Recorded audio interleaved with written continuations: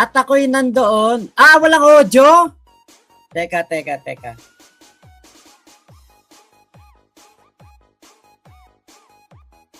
May audio po ba? Wala. Okay po ba yung audio? Okay na. Okay. Ayan. Nung kasing naghahaponan ako, nakita ko nga naka-live. Nakita ko naka-live si Earvlog, saka si Bungo. Adi, nanood lang ako, nakikinig ako, tapos umalis na ako. Ngayon, nung bumalik ako, parang ang sarap magtanong kay Casper kasi parang all out na si Casper na Parang all out na ako si Casper. Baka pwede kong itanong 'yon. Anak ng teteng. Hanggang matapos nakalimutan ko na. Nagahang ako. Nako, may something. Oo, baka may problema, no. Mahina ang aking wifi. Teka, magpatay ako ng aking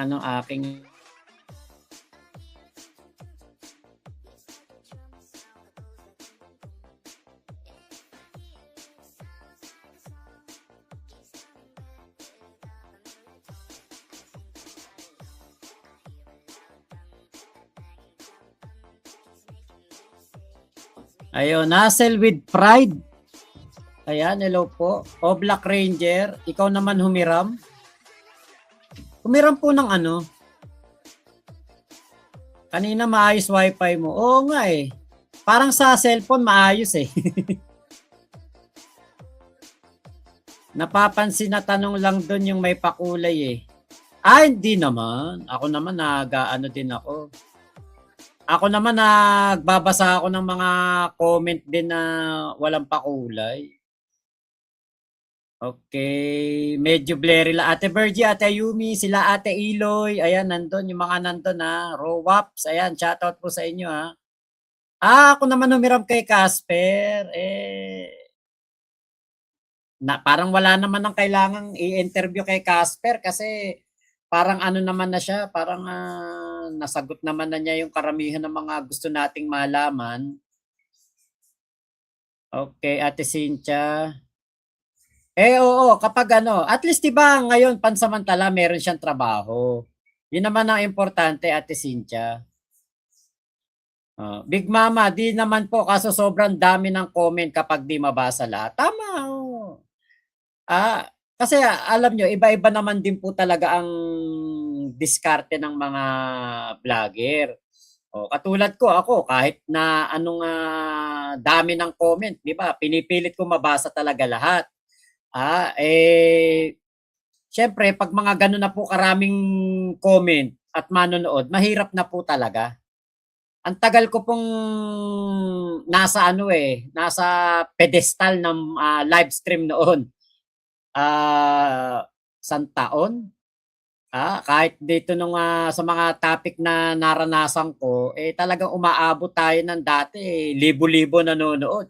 Parang pinakamalaki kong live stream na manonood, naranasan ko parang 12,000 yata yung nanonood sa akin.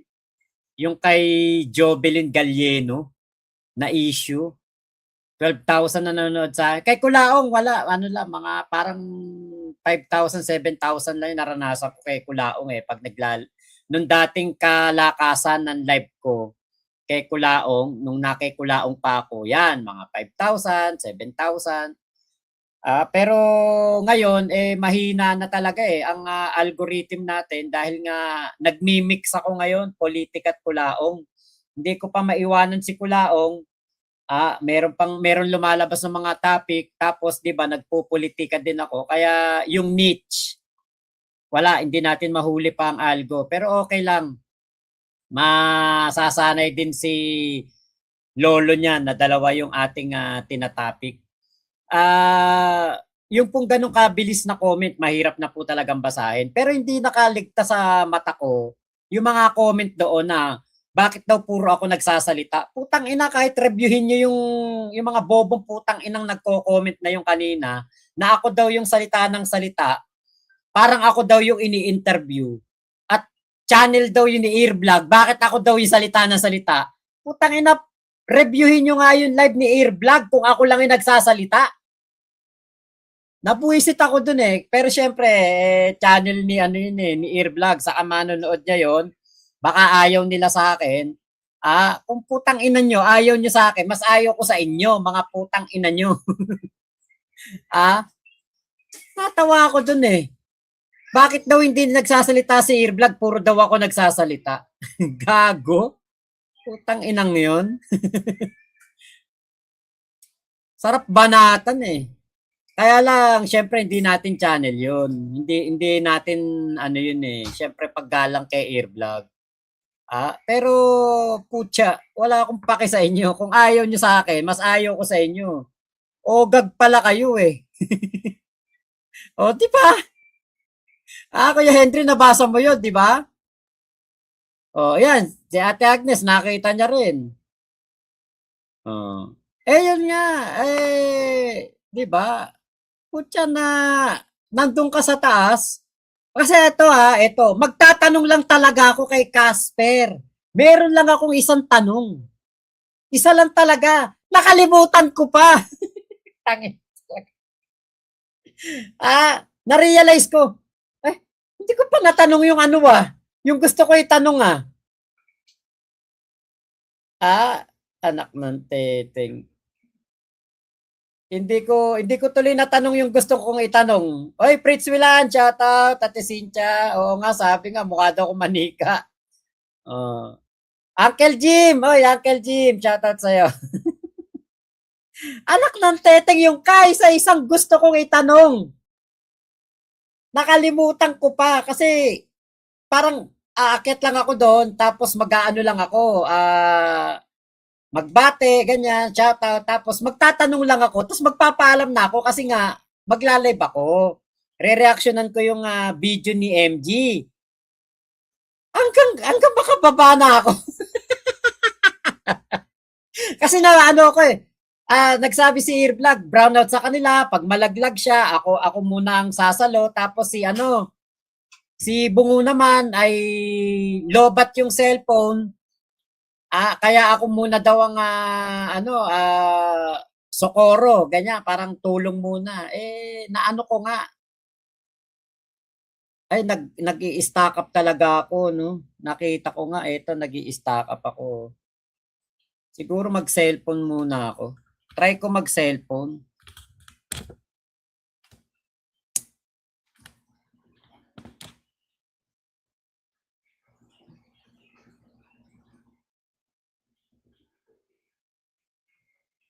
Andito naman ako sa ano pala, teka. May mali lang siguro dito. Di naman, tama lang naman pala tong aking Ayan. Maliwanag naman ako dito sa aking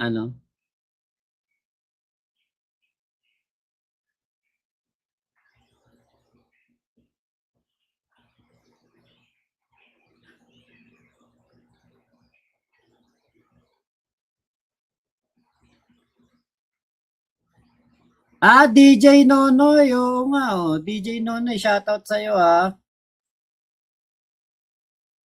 Nawala din kasi si Boss Bungo tapos nalaglag si Boss Earvlog kaya ikaw muna pumalit. Oo nga, Floyd Prince, kaya nawala talaga sa isip ko itanong yung itatanong ko talaga.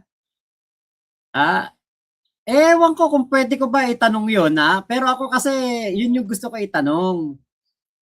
Ang gusto ko itanong, eto lang. Isa lang. Talagang yun lang plano ko. Isang tanong lang. Tapos aalis na rin ako.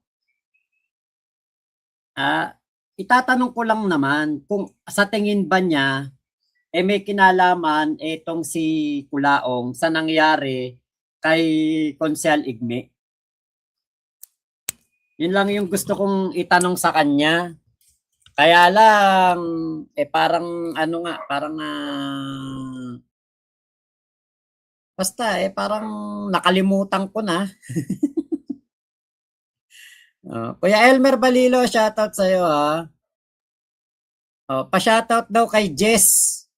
Sabi ni ako si Coco. Happy birthday. Nako, bakit ganito? Luminaw na ba ako dyan sa inyong mga TV? Kasi parang pakiramdam ko ang labo-labo ko dito sa ano eh. Nakikita ko yung YouTube ko eh. May nagtanong na no, Ate Cynthia. Yun lang naman itatanong ko. Ako lang ba nakakakita na delayed si Mac na una boses niya? Yun nga po. Tingin ko may problema nga po yung aking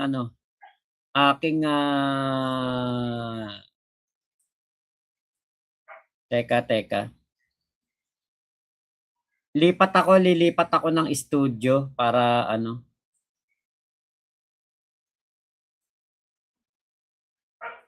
Tignan natin kung mas malinaw dito sa isa ha kasi napansin ko nga napakalabo nung aking live dito sa isa. Lipat ako ng isang browser. Dali lang ha.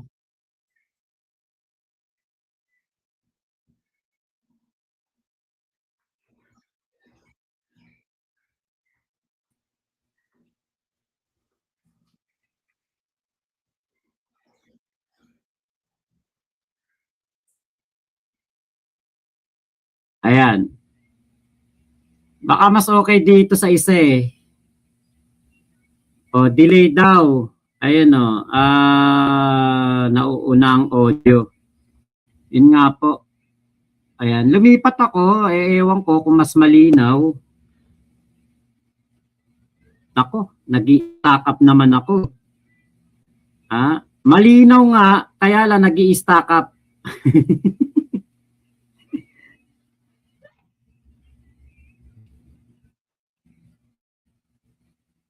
Okay. Pero dun kay kay Airvlog okay na okay kasi cellphone gamit ko dun eh. Gary ka ba? Ayan, Ate Katrina Love, hello po. Baka nga sa signal, Ate Katrina Love. Ate Agnes. James Otis.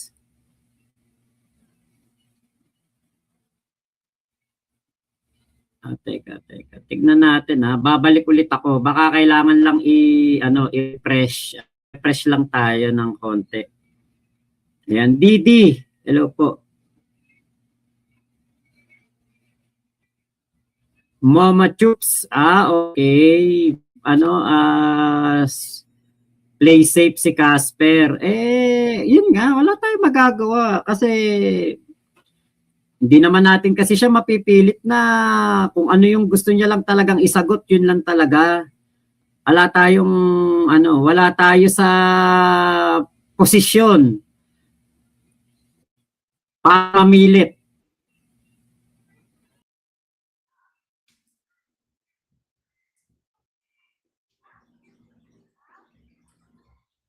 Ayan, okay. Bumalik ulit ako dito sa isa.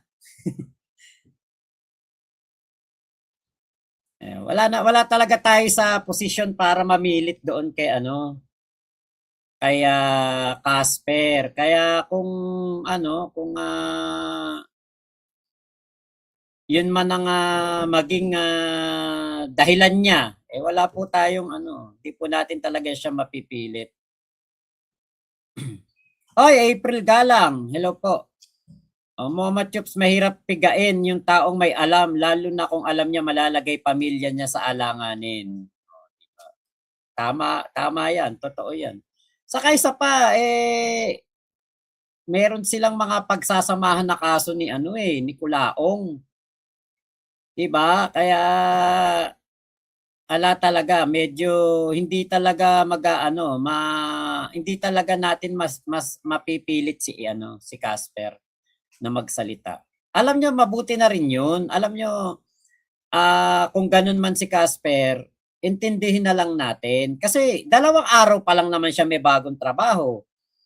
2 buwan daw siyang wala na kay Culaong, 2 buwan pa lang siya may bagong trabaho. Kita nyo naman, naiyak dahil nga Sa naranasan niya kay Kulaong, di ba? Playing safe si Casper kanina, sabi ni Ate Cynthia.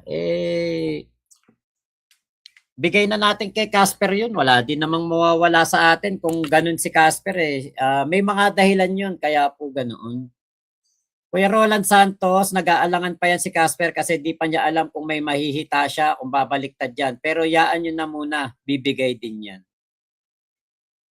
Pero iwas pa din ang sagot niya pag patungkol kay Tito Norms ang tanong. Floyd Prince. Ate Agnes, mapapatawad daw siya ni MG pero yun nangyari sa magtataho. Kung totoo man daw yun, dapat niyang pagbayaran. Yan ang topic din nga natin kasi dininay talaga ni Casper yung tungkol diyan sa magtataho. Na-deny niya talaga yan at ayaw niya talagang aminin. Yun nga, di natin siya mapipilit kung ano lang yung gusto niya sabihin, 'di ba? Wala naman tayong kontrata kay Casper na magsabi siya ng katotohanan. Kung ano yung katotohanan, doon lalabas yan sa korte. 'Di ba? Doon po lalabas sa korte yan. Kuya Erwin Pagunsan, ayan, hello po. JC Castillo, doon na lang po natin, yun siguro yun na lang, sa korte na lang po natin nahayaan na magsalita si Casper.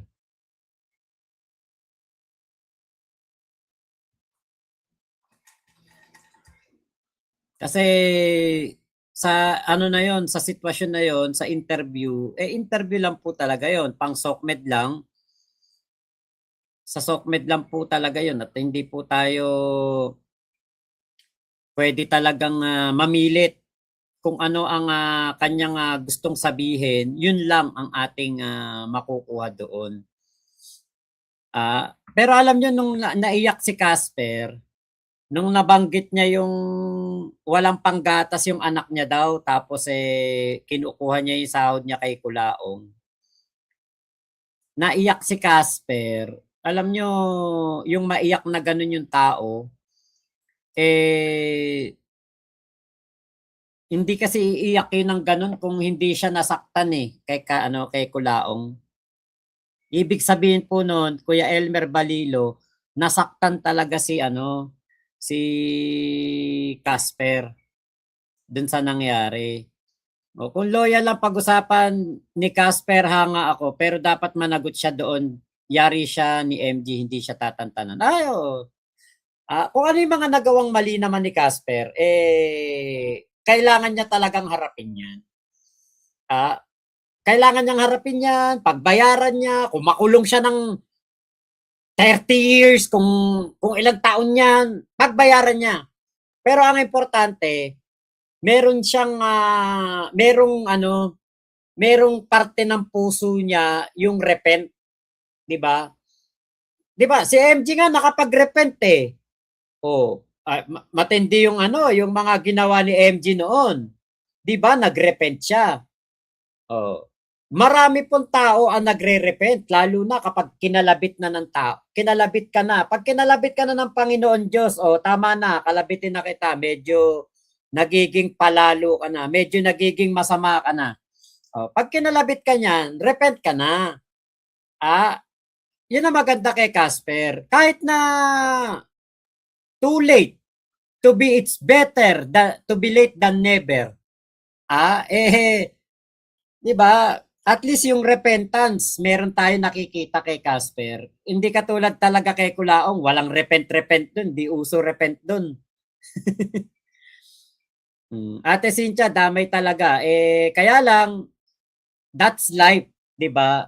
Minsan talaga, mapapasama ka sa mga taong hindi dapat Kaya lang, sabi nga ni Casper, doon ako naawa sa kanya. Nung sabi niya, wala naman siya ibang hangad, kundi kumita, magkapera. Kaya siya sumama kay Kulaong. Sabi nga ni Kulaong daw, payayamanin siya, payayamanin sila. Yun ang siguro nga talagang dahilan. Mali. Pero yun nga, at least, naman niya, tanggap naman niya yung mali niya. Mama Chups, pare, bigyan lang kita ng hint or may nakarating na sa'yo. Almost 2 months na kami nakabantay sa bida. May politiko at sindikato sa likod ng bida. Ewan ko lang kung yung sa politiko parang duda ako dyan eh. Pero dun sa sindikato, hindi malayo na merong sindikatong samahan si Kulaong kasi yan ang mga gusto ng sindikato eh, mga katulad ni Kulaong na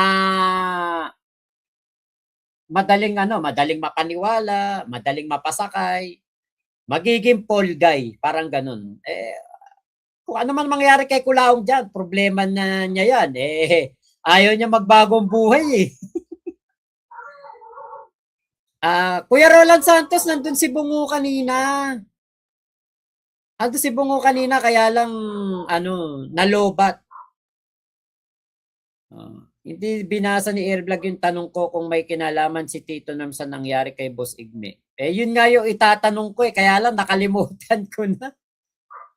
Memes video, mag-a-abroad daw yung amo, bibitawan din. Okay lang yun, di ba? At least kahit papano, merong pantawid si Casper. Kuya Henry, bakit may baby pa ba siya? Si ano ba? Si Casper? Baka meron pa po. Oo, meron eh. Panggatas daw eh. Ate Agnes, totoo yung iyak ni Casper. Kaso nga lang, it's too late. Ngayon lang siya nagising sa katotohanan. Sino mag-aakala na yung nangyari kay The Kings mangyayari kay Casper? Siyempre, mas lalong hindi aakalain ni Casper na mangyayari sa kanya yung nangyari kay The Kings. Di ba binabanatan nga ni excuse me po. Di ba binabanatan nga ni Casper si The Kings? Pero inakala ba niya na yung nangyari kay The Kings ay mangyayari sa kanya, di ba? Biruin mo si The Kings. Pasko, bagong taon, lumipas ang napakahabang panahon, ilang buwan, 3 buwan, 4 na buwan, hindi pinasahod. Si Casper, 1.5 buwan, walang sahod. Pinangakuan lang. Diba? Okay, Pritchwiland, gawa nung wala siya pambili ng gatas gaya nung kay The Kings. Naiyak din siya nung wala siyang handa pag New Year. Tama po. Ako si Coco, tama si Kuya Mac, may proper forum naman, hindi naman korte ang sokmet. At least na pilayan na si Kulaong. Pag nakulong ulit, wala nang Casper na tutulong sa kanya. Good points na yon. Tama.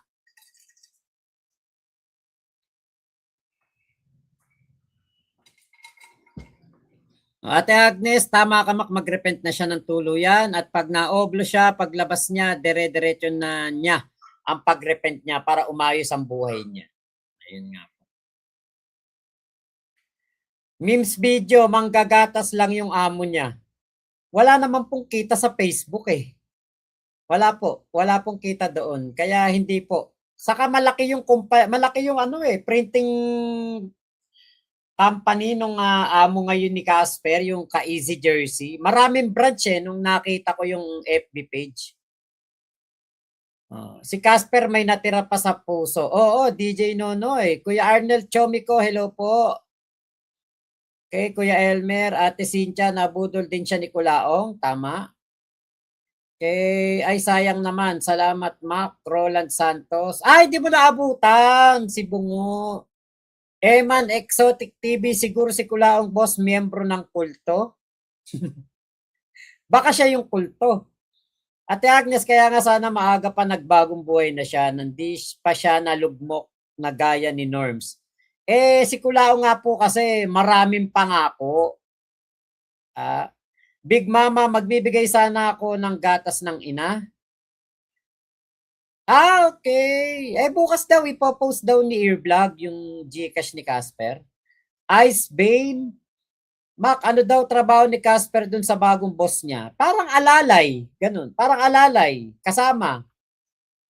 Baka driver. Importante may trabaho si Casper kasi yun ang kailangan niya ngayon. Lalo pa kung magkatotoo na yung mga kaso, dumating na yung mga subpoena, mga preliminary investigation, kahit man lang pamasahin ni Casper, at least meron siya, di ba? Kahit man lang yung panggasto sa araw-araw, meron si Casper. Kasi kahit nasabihin nating may pau naman, natutulong kay Casper, siyempre yung gasto sa araw-araw na paglakad-lakad ng mga papeles kahit pang Xerox man lang ng mga affidavit niya, eh meron siya, 'di ba? Okay, Mama Chups, ikaw nga hinihintay namin magtanong pare, ang babaw magtanong nung hindi pang psycho yung tanong, puro awa nangyari. Eh gusto ko na nga, nakalimutan ko nga itatanong ko eh. Dami ko itatanong, nakalimutan ko. Yung isa nga, yung kay Igme. Ah, yung isa, yung tungkol kay Abisiwa. Na-open na yung kay Abisiwa eh, kaya lang. Hindi rin ako ano, syempre, hindi natin channel yun. Kailangan nating makisama. Tropa natin yan si Earvlog, kaya hindi, ayoko namang magpakagaspang doon, nakakahiya naman. Yun nga, hindi nga ako gano'n nagsasalita eh. May mga nagko-comment, bakit daw puro ako nagsasalita eh. Bobo! Ay, nako. Ate Agnes, kaya mga Mac, naulit lang yun nangyari kay The Kings, nangyari din kay Casper. At marami pa pong mangyayari na ganyan kung hindi po matututo ang mga tao na nakapaligid kay Kulaong.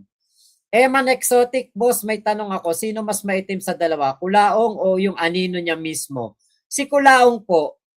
Okay, DJ Nonoy, sa totoo lang, pag nakulong si Kulaong at Casper, mamiss ko sila. Masaya pag-usapan mga buhay-buhay nila, Mac. Kaya Elmer, sana nga tuloy na ni Casper ang pagtiwalag kay Kulaong. Tingin ko, ngayon, hindi na, wala na, tiwalag na. Sabi may hearing daw ngayon si Kulaong pero di pumunta. Paano po pupunta? Sabay-sabay? Di ba? Nakapost na daw po sa comment section Gcash ni Casper. Sabi ni Kuya Erwin Pagunsan. Okay. Max, tingin ko gumagamit lang si Casper sa bago. Ginagamit lang si Casper sa bago niyang boss? Ano ba? Si Casper ang nanggagamit o yung bago niyang boss ang nanggagamit?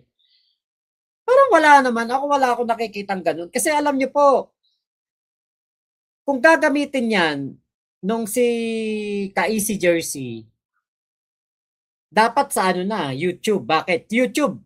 Kahit 1,000 views, 7,000 views, 10,000 views, malaki ang kita. Sa YouTube naka 1 million views po ako. Sa Facebook, naka 1 million views ako. Alam niyo magkano kinita ko? $3. Wala pong kita sa Facebook. Kung gagatasan lang si Casper nung bago niyang boss, dapat YouTube na lang. Kasi sa Facebook, wala po talagang kita. Blake Hernandez, babalik din si Casper kay Kulaong. Don't forget na loyal dog si Casper kay Kulaong. Tingin ko ngayon, parang hindi na, malabo na. Kuya Blake Hernandez, kasi nilaglag na ni Casper eh. Ate Agnes, tama yan. Ang kailangan ni Casper, need niya ng pera para maka-attend siya sa mga hearings niya.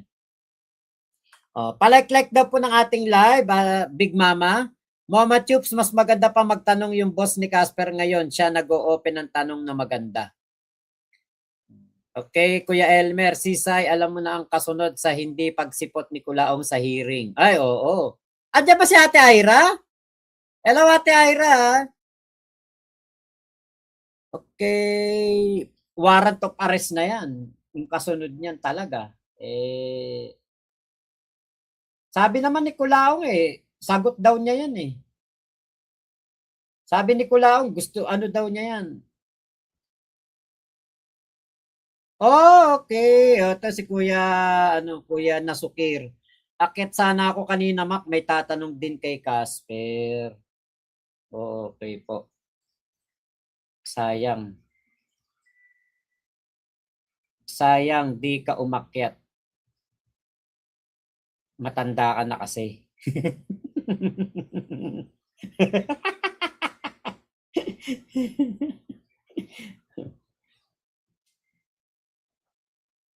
Ayan. Ate Ira, shoutout sa'yo ha. Uy, ang kit-kit naman ng anak ni Modern Parents shoutout Paris Francie, nandiyan ba siya? Ang kit naman ng anak niya. Sarap kurutin ang taba-taba.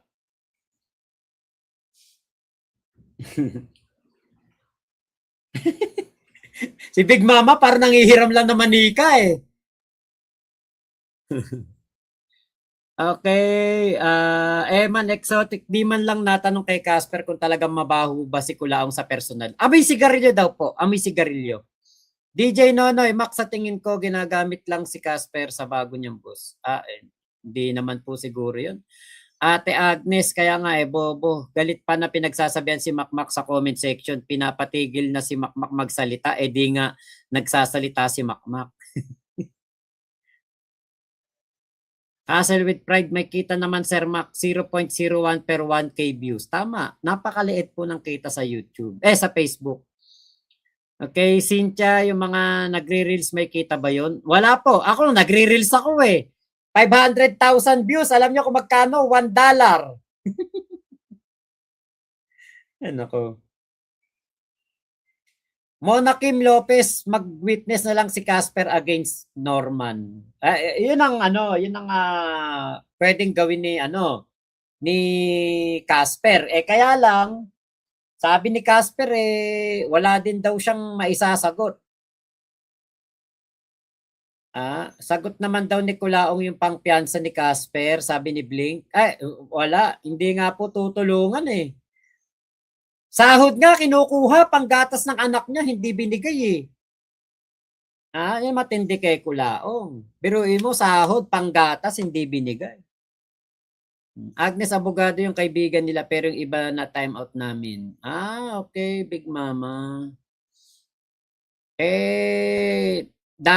Daming nambaba sa akin doon. Sabi, tumigil ka na, Makmak. Salita ka na, salita. Pagsalitain mo naman si Earvlog. Parang na-realize ko, hindi nga ako, nakatahimik nga ako eh. Ate Michelle, hello po. Ang cute-cute ng baby, singkit na taba, ching-ching pa. Yun. Sayang talent ni Casper, kumanta sana noon niya pa kinanta si Kulaong. Kakatapos lang video call sa asawa, lunch break niya. Floyd Prince, kasuhan na lang din ni Casper si Tito Norms at hindi binigay sweldo niya. Pwede ba yun? Kaya ba yun? Ate Cynthia, di nga sinagot yung tanong ko kung naliligo ba si Kulaong. James Otis, tawang-tawa siguro si Kuya MG kanina, pasimpleng nanonood. Baka nga, Ate Agnes, natawa nga ako pinapatigil ng nakatigil naman. Katahimik nga ako dun eh. Na time out mga yun, Mac, lalo na isa nagsabi sa'yo na mukha kang papit. Si ano yun? Nanonood din dito yun, yung nagsabing papit ako. Nanonood dito yun, nakikita ko dito yun eh.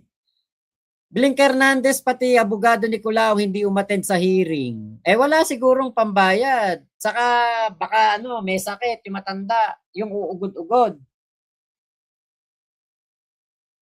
Ayun. Nag-chat si Ate Katrina, sabi, Mac, anong oras Kulaong time? Maya-maya po, Kulaong time tayo.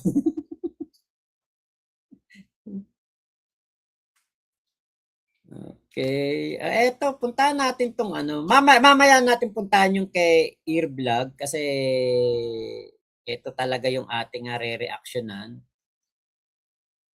Etong live ni Tito MG. Tito MG eh. Kay live ni vlog ni MG pala. Ayan. Dito tayo po. Dito talaga ang Actually dapat kanina pa maaga pa Kulaong time natin eh. Kaya lang yun nga napasarap tayo dun kay